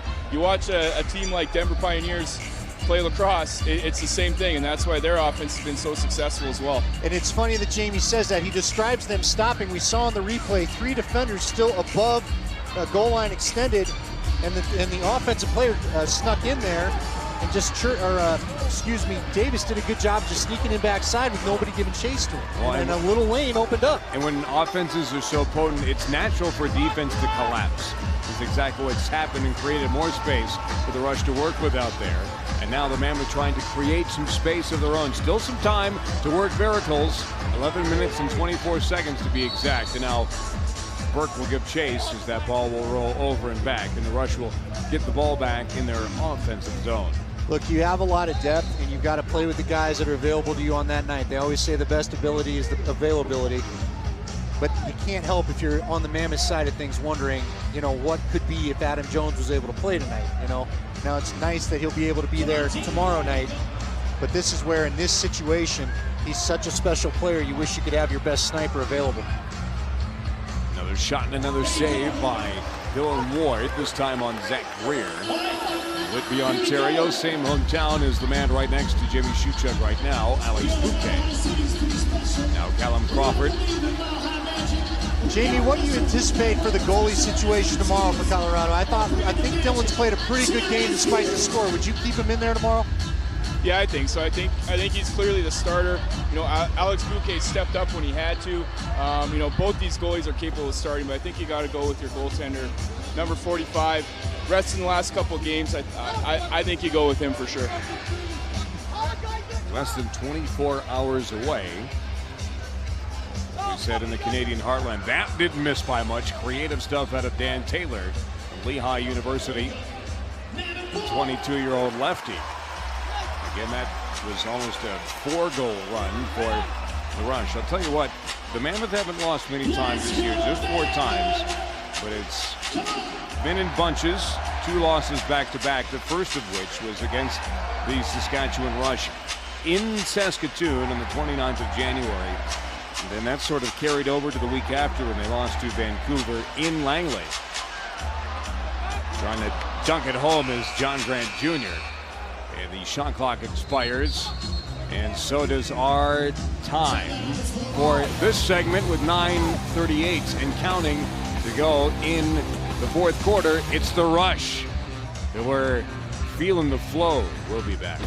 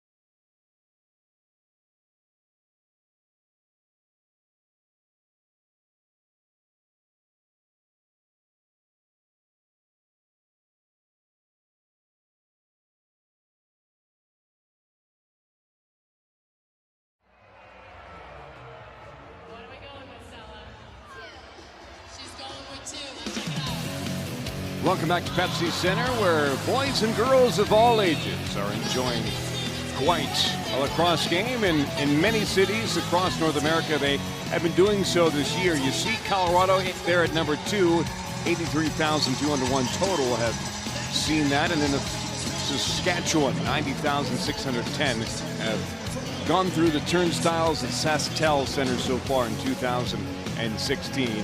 Something that we like to see as fans of the game, and fans have drawn to it like moths to a flame.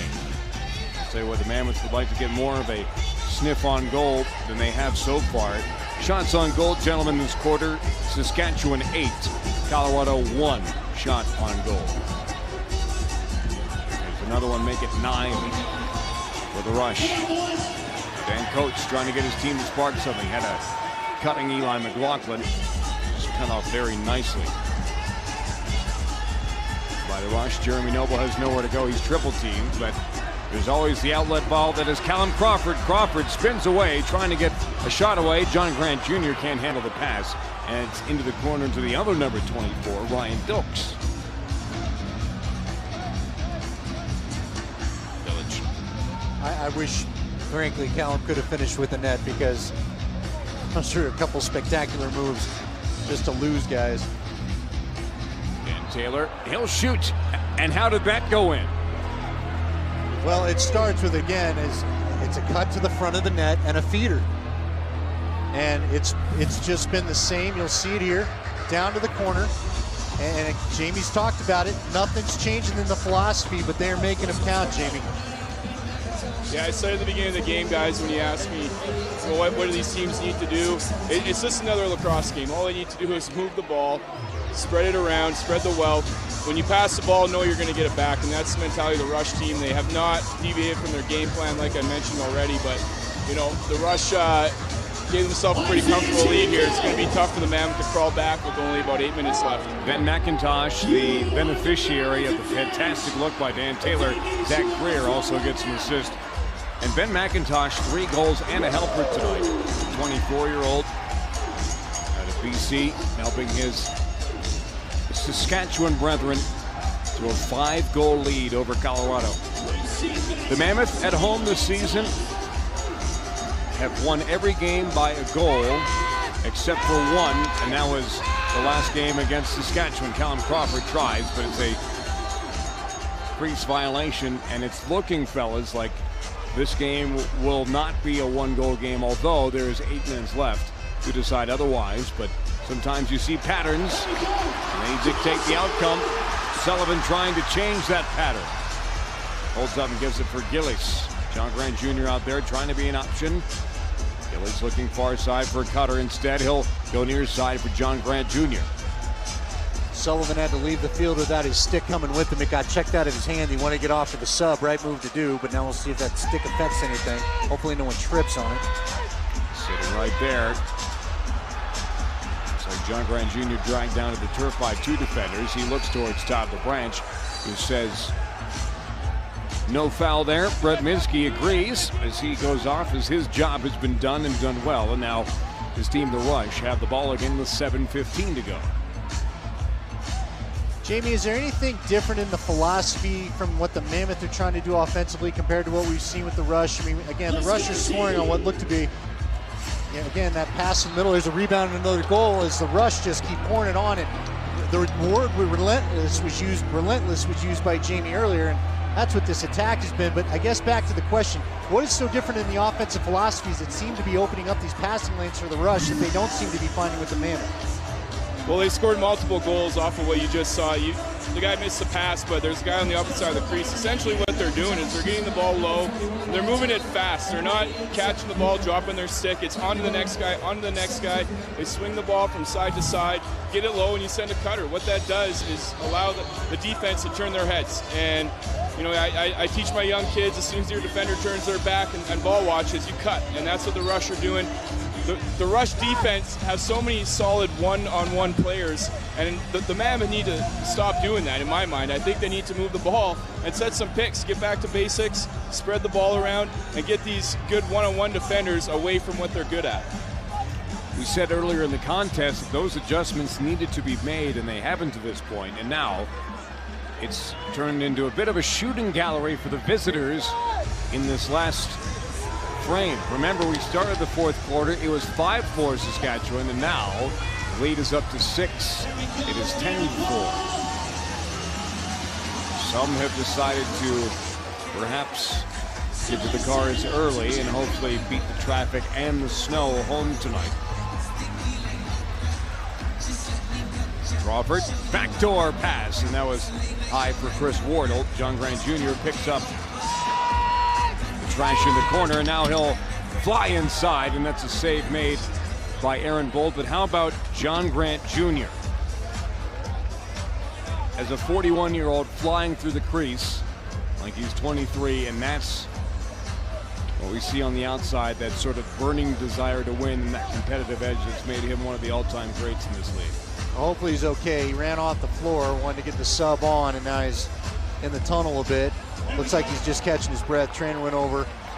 Looks like he told him he was fine, but he hit the ground hard, then had to have a nice, brisk run to get off the floor and get the sub there, Connor. And just to fill everybody in, and maybe catching us on TSN, not familiar with our weather situation here in Denver, the best news, I guess, for both teams, aside really from Saskatchewan, is that they're going to get the win.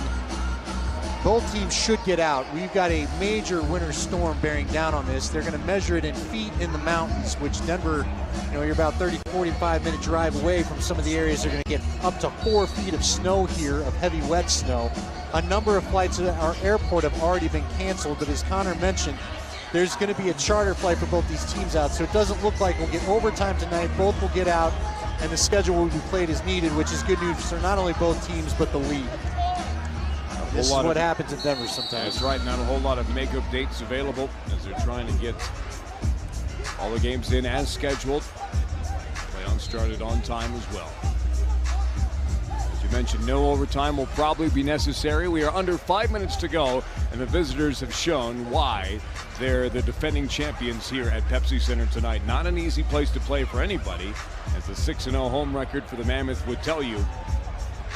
But the Rush don't seem to be bothered by that at all, as they look to lead the Mile High City with their 11th win of the season and a solid grip on the #1 spot in the Western Division. We got a penalty upcoming, and we'll tell you what that is when we come back.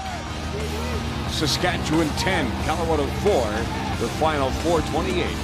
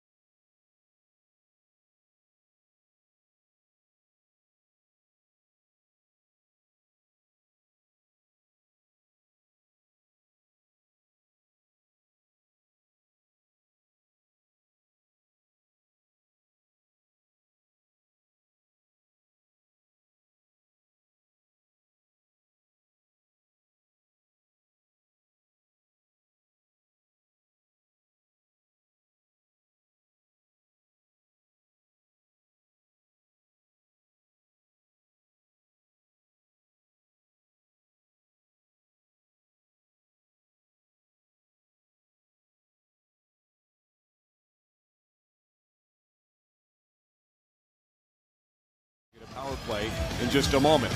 The Mammoth playoffs presented by Honey Smoked Salmon are coming to Pepsi Center.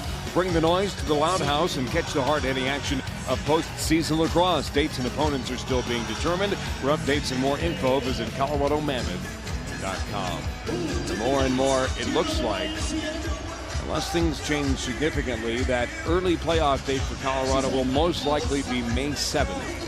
Here at Pepsi Center, opponent to be determined. But, as we mentioned, the winner of the Western Division gets the break all the way until the West Finals on May 21st. Jeremy Noble, who has the ball now, I'm sure would like to be that team. John Grant Jr. fires, steered aside by Aaron Bold, saw it the whole way. John Grant Jr. fights for it in the corner. He's joined on the attempt by Chris Wardle, and now for Beal, tries to ground the loose ball off the turf. He's beaten to it by Ilya Gaich. He'll roll it for Callum Crawford. Well played by Gaich there as well. Kept it in front of him, avoided the contact. Now, Jimmy, you're at a spot now where you can't just start firing the ball because of how Aaron's played all night. But you have to get shots on net. You have to get good opportunities. You need 6 goals in the span of 3.5 minutes, and it's not going to come from attempts like that one we just saw from Callum Crawford.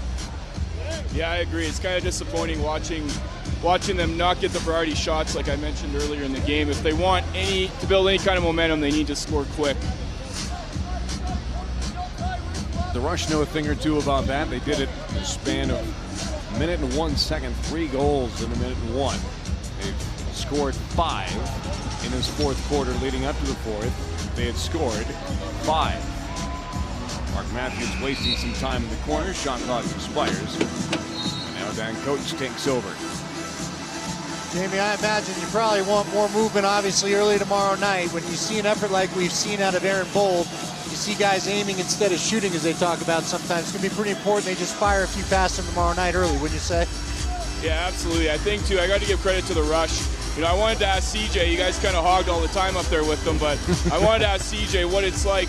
You know, he mentioned having a brand new team and a bunch of new guys. I wanted to ask him what it's like having the winner's mentality, having guys who have been there, being so fresh, and, you know, compare that to the Saskatchewan Rush. Right now they're playing like a playoff team, and, you know, I think they're just a step ahead. They're controlling the game against the Mammoth here. So if the Mammoth want any kind of momentum, they need to start it now, and you know, they're going to get Adam Jones back tomorrow, which should give their offense a boost. But like I said, the variety of shots hasn't been there tonight. Yeah, but Jamie, you can maybe answer this. It's funny, we got talking about that on our radio show today, and my partner is Ed McCaffrey, who played on both of the Broncos Super Bowl teams, and he was talking about that mentality of, I just got to make a play here.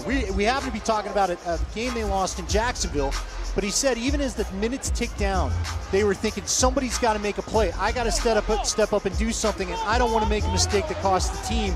I'm sure you've been in there on some of your good teams where when they're good, guys take it upon themselves with that sense of desperation to make a play for the team, don't they? Yeah, absolutely. And you see a guy like Callum Crawford, you know, not only breaking records here with the Mammoth, but, you know, he's a relentless guy. You know, he's going to keep going. He's had a tough go. He's getting double, triple teamed, and he's still going hard to the net trying to make plays. So the Mammoth need efforts like that. Breakaway for Dilks. He'll shoot. Save made by Ward. It snuck in behind him. And it's been that kind of quarter for the Colorado Mammoth. Make it 6 in the fourth. Dylan Ward thought he had it. He did not, and it rolled across the goal line.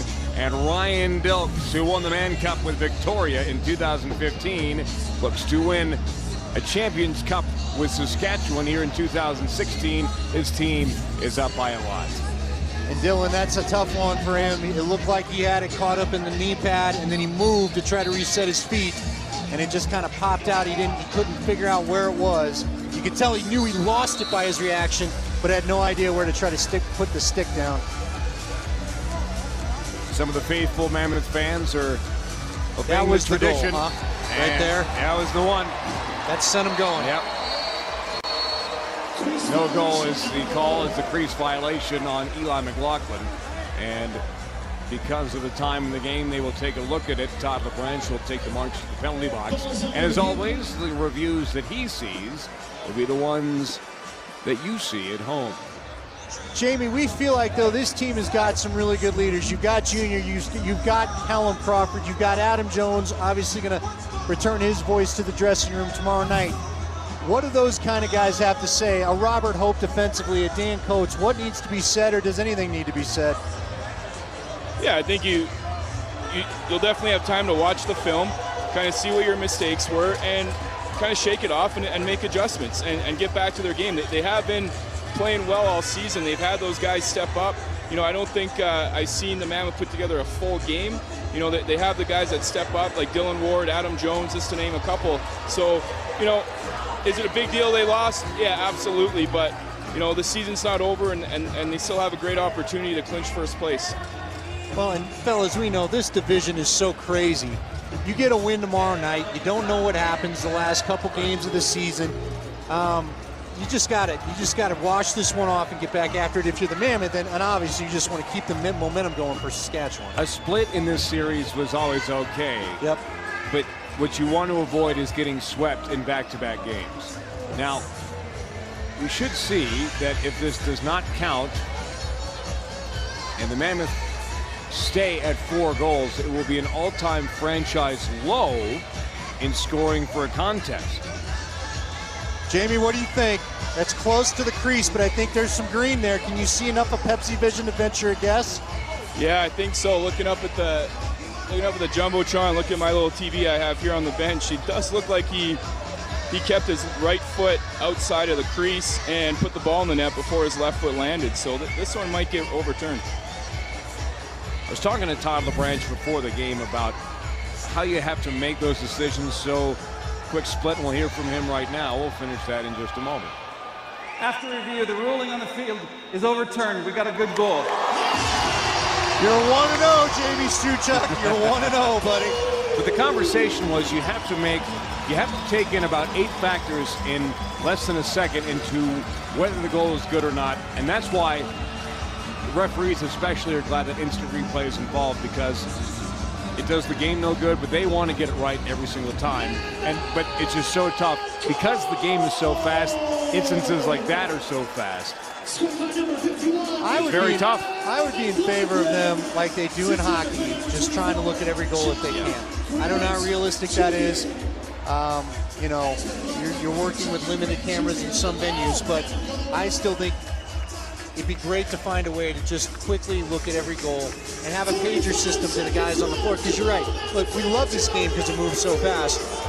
And the refs can only do so much with how quickly it's moving out there. And it feels like the pace is getting faster and faster with the athletes that are playing. 5 goals matches an all-time franchise low for the Colorado Mammoth. At this point, it doesn't matter if they lose the contest anyhow. The remaining 26 seconds, Colorado will need to go to Sasktel Center in Saskatoon tomorrow night and do some work. Callum Crawford fires and misses far side. Rebound picked up by Eli McLaughlin. As in space, McLaughlin moves in, shoots, hit the iron. And going to roll across the center line. Goes back to retrieve. Clock reads 5. And the Saskatchewan Rush will move to 11-4 on the season. A league best 5-2 away from home. And they are in the driver's seat when it comes to the Western Division. And I'll tell you what, we pick a player of the game for the Mammoth, Andy Lindahl, but I think a player of the game tonight for both teams is obviously Aaron Bull. Yeah, I can't argue with that at all. He was absolutely phenomenal, dialed in. A number of great saves. If you're a Mammoth fan, you hope that snaps on the plane ride home for tomorrow. And you know what? Like I said, maybe if you're in Saskatchewan, keep him up all night and don't let him go to sleep. Give him a lot of Red Bull and keep him in that zone because he was phenomenal. The Mammoth are no longer undefeated at home. Not despite the efforts of Callum Crawford, who is our forward player of the game. 2 goals, 1 assist, 97 points this season, a career high for him. Callum Crawford continues to be a spark plug for this team. Now, he was a player of the game. The goal of the game is going to go to John Grant Jr. for that nice little behind the back around the world turn that he gave a little bit earlier. But Callum Crawford continues to be a special player for the Colorado Mammoth, and they're going to need him to continue to be special because they got a little bit of a hill to climb if they want to try to get back in this thing as far as home field advantage. They'll get on a bus, go to the airport, and get on a plane. We will take a break and wrap it up when we come back. Highlights when we return.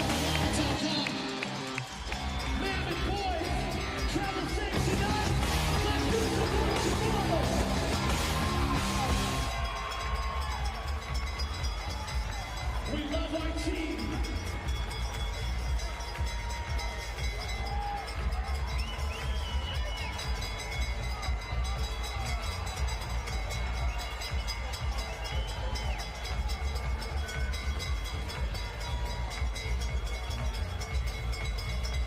Time now, tonight's 3 stars of the game. Number 3 star, number 41, Dan Taylor.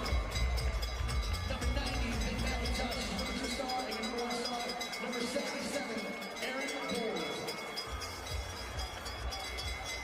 Thank you guys again for coming out tonight. Drive safe. Good luck tomorrow, Mammoth. Are we doing it again here? A week from tomorrow, back in the Loud House. Stay safe tomorrow. Stay warm, and we'll see you soon.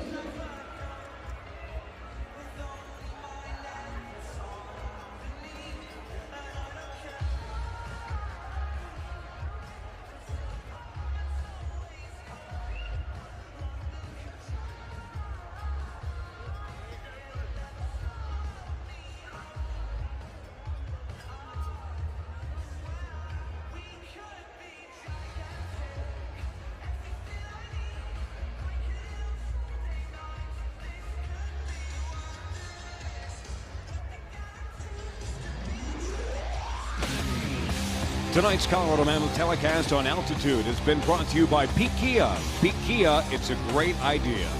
By the legendary Toyota 4Runner and your hometown Toyota stores. Live your Colorado adventure with 4Runner and keep it wild.